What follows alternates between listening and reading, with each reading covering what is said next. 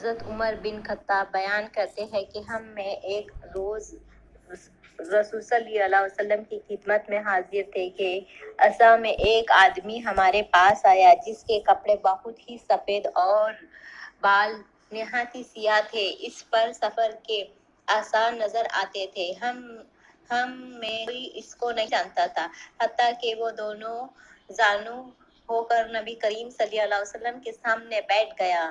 اس نے اپنے دونوں ہاتھوں اپنے ران پر رکھ لیا اور کہا، محمد صلی اللہ علیہ وسلم، اسلام کے مطابق مجھے بتائیے۔ آپ نے فرمایا، اسلام یہ ہے کہ تم گواہی دو کہ اللہ کے سوا کوئی معبود نہیں، وہ برحق ہے، اور یہ کہا کہ اللہ کے سوا کوئی معبود نہیں، نماز قائم رکھو، زکوٰۃ ادا کرو، وسعت ہو تو بیت اللہ کا حج کرو۔ اس نے کہا، آپ نے سچ فرمایا، ہم اس سے تعجب ہو کر وہ آپ سے پوچھتا ہے اور آپ کی بات کی تصدیق بھی کرتا ہے۔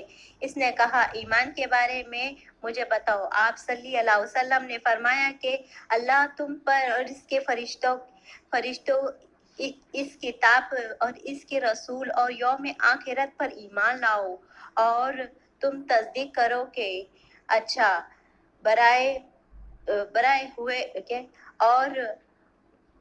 اور برے ہونے پر ایمان لاؤ۔ اس نے کہا، آپ سچ فرماتے ہیں۔ پھر اس نے کہا، احسان کے بارے میں مجھے بتائیے۔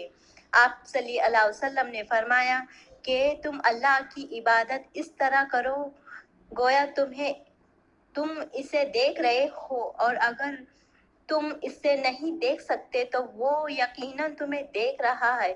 اس نے کہا، قیامت کے بارے میں مجھے بتائیے۔ آپ صلی اللہ علیہ وسلم نے فرمایا، مشغول اس کے مطابق ساحل سے زیادہ نہیں جانتا۔ اس نے کہا، اس کی کچھ نشانیاں کے بارے میں مجھے بتائیں۔